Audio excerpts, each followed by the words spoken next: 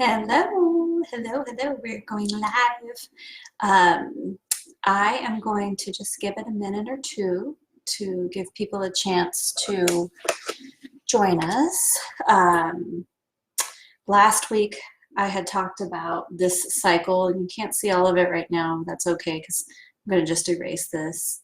But last week, we talked about individuation, integration, differentiation, and de-differentiation, and how that is the natural cycle of organization, and that's how relationships take that cycle and how they do. This week I wanted to talk about integration, which you can't really see. I'll be erasing this, like I said, and this is where trust lies. This is the beginnings of a relationship. And that can be the beginnings of a relationship that's serious, like marriage, serious like a business partner, serious like a long-term anything. So I'm just waiting a few more little minutes before people join in, but I'm gonna erase this and, oh wow, that doesn't want to go anywhere. And talk about the foundations of trust and how that green one is not going anywhere. And how, with the foundations of trust, you might have some ideas of what trust is, and I'm going to talk about the definition of trustworthiness that I think is really pivotal. When I learned this, I was like, holy working shirt balls, that's amazing. So, just give me 1 second to erase this because it's bothering me. And that's kind of person I am. And give people another second to join us. And then let's just dive right into the science. Because science is the best. So, when talking about trust, I bet people are mostly thinking about the principles of trust. And what I mean by that are like the detectable criteria. We'll talk about that with this. So 5 areas of trust.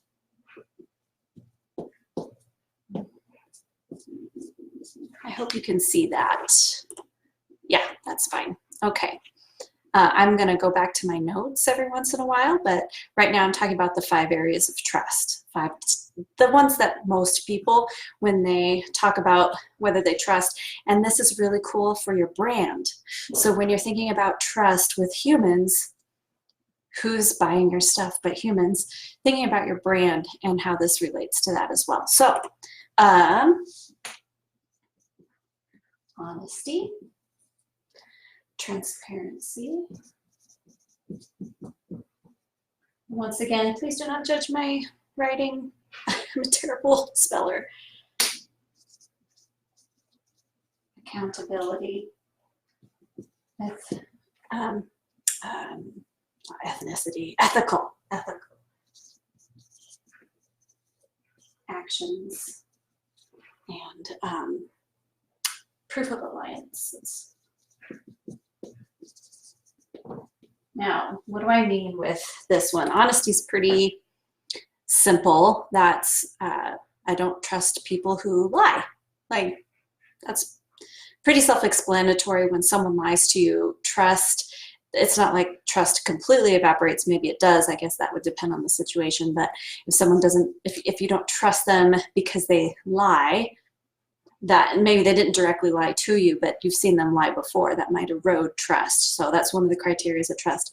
Transparency is, I don't trust someone who has a lot of secrets. They seem to have some skeletons in their closet. I don't trust that. So that's another criteria. Accountability. Don't trust someone who breaks promises. They say they're going to be there and then they're 5 minutes late. That might be no big deal to somebody, but to somebody else's trust marker, that's a big deal. That's another one. Ethical actions. I don't trust someone who isn't fair or just in their conduct. So say you have one way of doing things and somebody is maybe messing around on their prices, or they're not really seeming upfront on that. That would be ethical actions.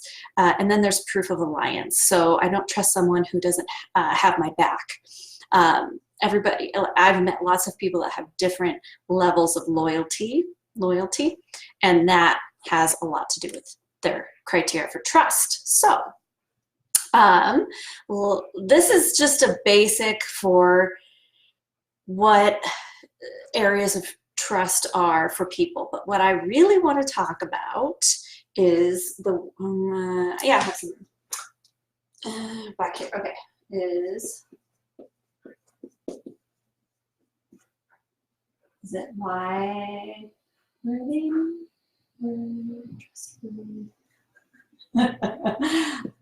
Yes.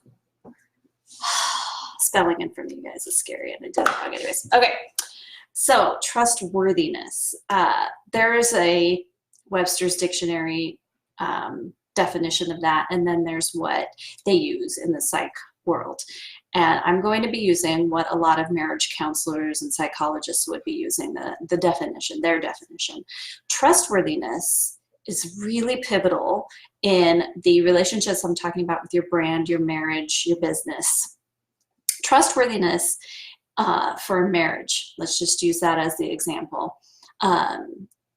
If you have a high trustworthiness in your marriage, you are you're embodying that you are willing to do anything, even sacrifice your own self for the betterment of the marriage. And notice how I didn't say for the betterment of the other person. Like, I'm willing to sacrifice my needs for their needs. That's not what trustworthiness means. If it did, I don't think it would work. I know it wouldn't work. It shouldn't be a zero-sum game where, you know, you're willing to give to their needs and they don't have to give to yours. That's not what I'm talking about at all. Trustworthiness is, say the marriage is like a complete third entity, and you're willing to do what's right and sacrifice for the well-being of that thing. That builds high trustworthiness. That means you're trustworthy. And it's probably unsaid in your relationship. Say you have a long-term relationship. That's probably an unsaid thing. I know for my husband and I, Russell, we have high trustworthiness for each other. We know we don't bring up the word divorce when we're fighting. We have some ground rules, and that's because we value the marriage as a thing. There's a lot of cool science around why being in a unit is really powerful. During the Holocaust, there was scientists that went back afterwards from America and had looked through the science on why certain people survived and others didn't, and it was because they were in pairs. Even if they weren't together, if the male and female were separated in the concentration camp, their knowing and thinking and being connected to the other person, even if they weren't able to see them and talk to them, they still had a higher rate of survival than someone who was by themselves. So there's a lot of science to humans living longer and surviving past certain mile markers when they are paired together. So score 1 for marriage. Also, it's proven that people in long-term marriages that last live longer, which is really cool. So when thinking about being in business together and how in the heck could you live longer being in business together, but it's so much more stressful, it is true that science is on your side, that you can live longer.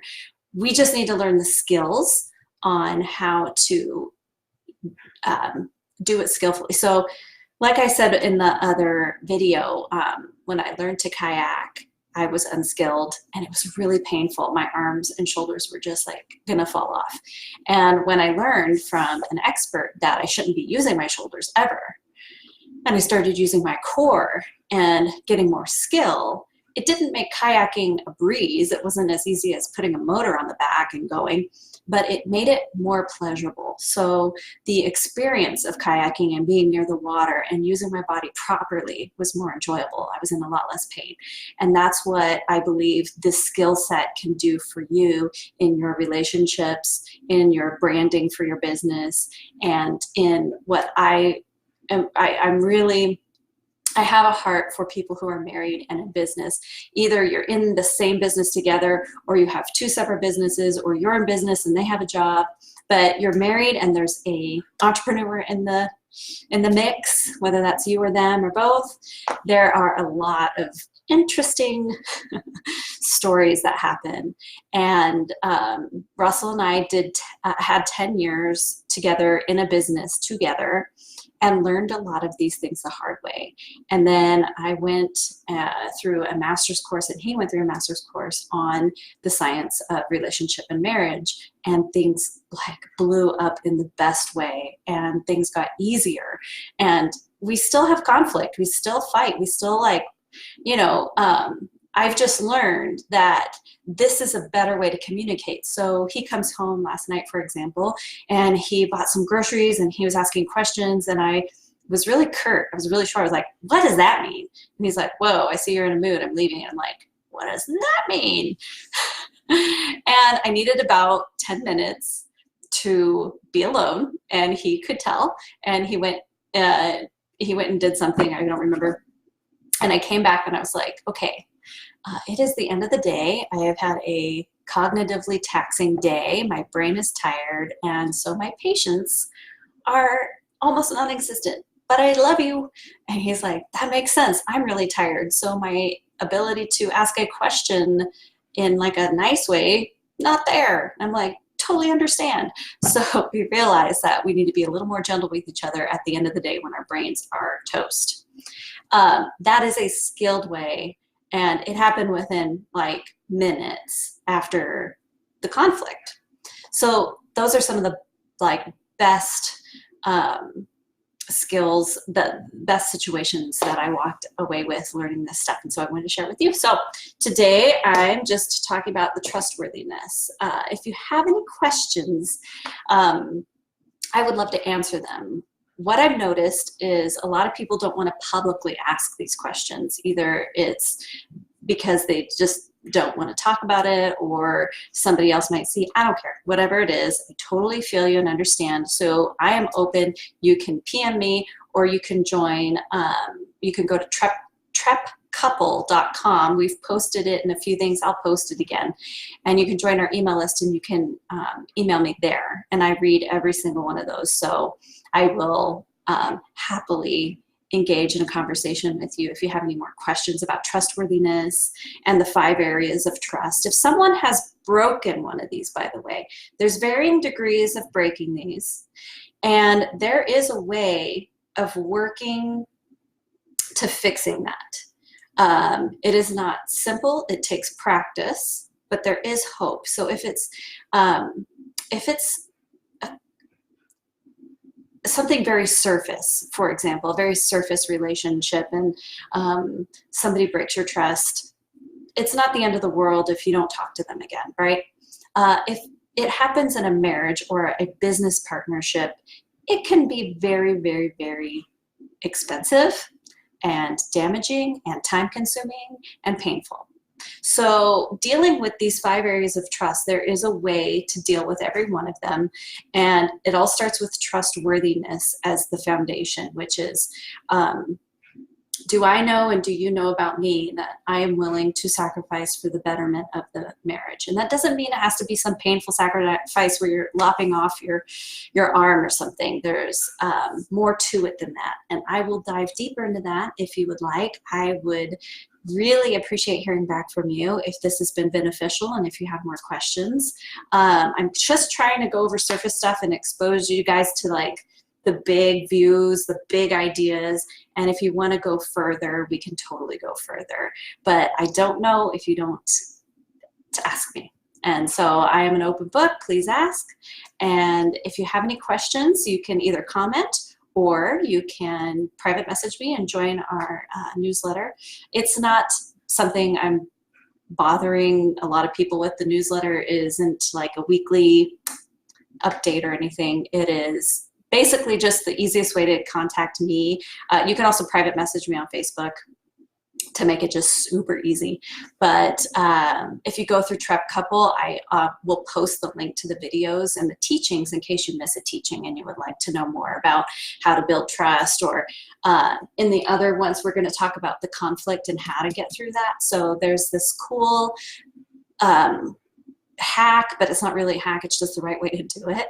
But it is quick and efficient. So say you fall into a booby trap of saying something wrong with somebody, and it's happened before and they're really sensitive about this. There's a really neat way of getting out of that. And so I could talk about that. I could talk about conflict, trust, all sorts of things, how to connect better. And I always want to link it back to your branding and your business as well. So if you think about your business as a long-term relationship with your customer, you don't want to just like one and done it. That's a short burn. And while it's nice for some cash in the bank, it's not very long-term for a long-term, healthy, robust business that is going to be sustaining you for more than 6 months, right? So I want you to think about these things and how they can apply to your customer, your client, even your staff. So if your staff sees you as trustworthy and you see your staff as trustworthy, how pivotal is that in getting the work done? It's huge. And I was always good at that with my managers, but I had a harder time with that with the employees and the staff members that would come in and had very part-time gigs in my store.